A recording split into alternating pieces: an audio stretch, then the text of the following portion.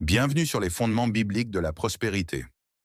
Aujourd'hui, je souhaite partager avec vous une réflexion inspirante. L'esprit d'entrepreneuriat selon le royaume de Dieu.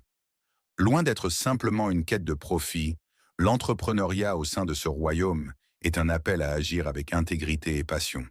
L'esprit d'entrepreneuriat est profondément ancré dans notre capacité à créer et à innover. Dans la Bible, nous trouvons de nombreux exemples de personnes qui ont utilisé leur talent pour faire prospérer leur communauté.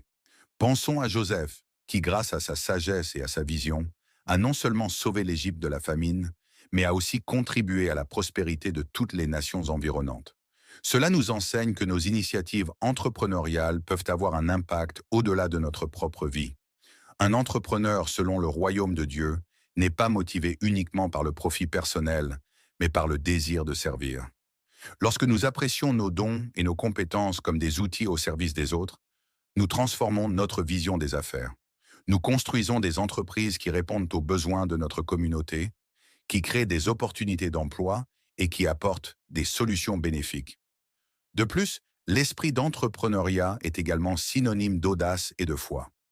Chaque pas que nous prenons dans notre parcours entrepreneurial doit être guidé par la conviction que Dieu nous accompagne. Dans Ésaïe 48:17, Dieu nous rappelle qu'il est notre enseignant et qu'il nous guide dans la voie où nous devons aller. Être un entrepreneur selon le royaume de Dieu, c'est avancer avec confiance, même face aux défis. Enfin, n'oublions pas l'importance de l'éthique dans nos affaires. En tant qu'entrepreneur, nous devons incarner des valeurs de transparence, d'honnêteté et de respect. Cela multipliera notre impact et inspirera les autres à agir dans la même veine. En résumé, l'esprit d'entrepreneuriat selon le royaume de Dieu est une vision intégrée qui allie création, service et foi.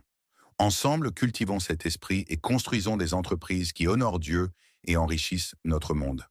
Merci de votre attention et que chaque projet engagé soit béni et fructueux. Si tu as aimé la vidéo et que tu souhaites apprendre comment prospérer avec les principes divins, abonne-toi pour ne plus manquer de nos prochaines vidéos.